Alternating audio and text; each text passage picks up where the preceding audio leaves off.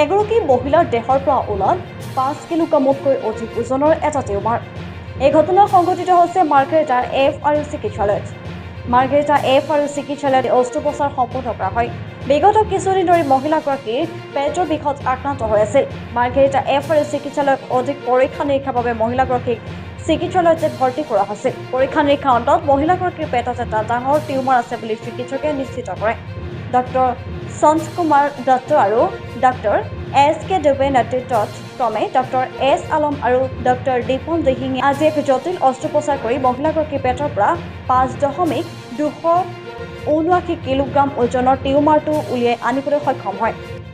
চিকিৎসকে সংবাদ মাধ্যমৰ আগত সজৰি কৰা অনুসৰি জটিল অস্ত্ৰোপচাৰটো সফলভাৱে সম্পন্ন কৰিবলৈ চিকিৎসক দলটোক প্ৰায় 3 ঘণ্টা 30 মিনিট সময়ৰ প্ৰয়োজন হৈছিল। অস্ত্ৰোপচাৰৰ অন্তত বৰ্তমান মহিলাগৰাকী সম্পূৰ্ণ সুস্থ বুলি জানিব পৰা গৈছে। মাৰ্ঘেৰিটাৰ এফ.আৰ.ইউ চিকিৎসালয়ৰ চিকিৎসকৰ এই প্ৰচেষ্টাক মহিলাগৰাকীৰ পৰিয়ালৰ লগতে স্থানীয় ৰাইজে ভয়ংকৰী প্ৰশংসা কৰিছে।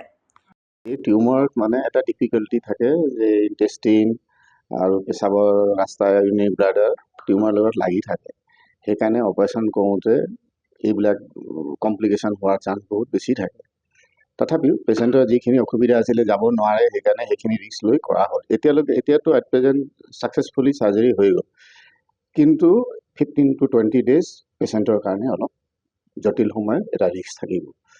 আমি ভগৱানৰ কৃপাত চাগে সেইখিনিও পাৰ কৰি যাম। সেইটো কৰাৰ কাৰণ হ'ল যে পেচেণ্টৰ যিটো অৱস্থা, যিটো কোৱা হ'ল মানুহ নাই, আৰু ইমান ডাঙৰ মানুহৰ টিউমাৰ হ'লে অলপ হোৱাৰ পিছতে ডাক্তৰৰ ওচৰত যায় আৰু ক'ত গৈ চাৰ্জাৰী কৰে। যদি পেচেণ্টে ইমান দিনলৈকে কৰোৱা নাই, এইটো লৈ ঘূৰি আছে, ডেট মিনছ কিবা এটা ঘৰৰ প্ৰব্লেম আছে, যি কাৰণে হস্পিটেলত অহা নাই বা ডাক্তৰৰ ওচৰত যোৱা নাই। আৰু সেই প্ৰব্লেমটো সেইটোৱে হয় যে তেওঁলোকে মানে দূৰলৈকে যাব নোৱাৰে।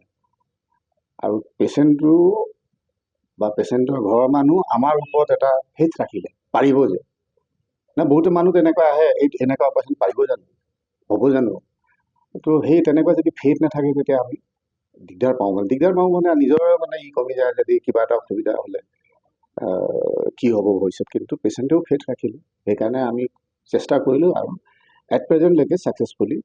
আৰু যদি ৰিকাভাৰীটো আৰু ভাল হৈ যায়, দিন লাগিব, 15 দিন 1 মাহ লাগিব, ভাল হৈ যায় তেতিয়াহ'লে। মই পোনপ্ৰথমে মই যিজন ডক্টৰৰ লগত সম্পৰ্ক কৰিছিলোঁ, ডক্টৰ দিহিঙীয়া ছাৰ, আমাৰ চিকিৎসালয় মাৰ্ঘেৰিটা, তেখেতলৈ পোনপ্ৰথমে মই ধন্যবাদ জনাইছোঁ। তাৰপিছত মই জনাইছোঁ যিকেইজন আমাৰ এই অপাৰেশ্যনটিৰ লগত জড়িত, আমাৰ Dubey sir, Alam sir, Dutta sir, সকলোলৈ মই আন্তৰিকতাৰে ধন্যবাদ জনাইছোঁ, শ্ৰদ্ধা জনাইছোঁ, তেখেতলোকক কৃতজ্ঞতা জ্ঞাপন কৰিছোঁ।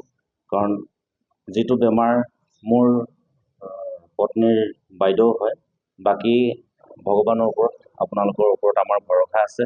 আপোনালোকে এবাৰ চেষ্টা কৰক বুলি আমি অনুৰোধ কৰিলোঁ। তেখেতলোকৰ আমাৰ অনুৰোধক্ৰমে, পৰিয়ালবৰ্গৰ অনুৰোধক্ৰমে তেখেতলোকে আজি সফলৰূপে আজি এই যি টিউমাৰ আছিলে তেওঁলোকে অপাৰেশ্যনটো ভাল কৰি দিলে। দিগবৈৰ পৰা বিনন্দ ৰিপৰ্ট, সংবাদ 365।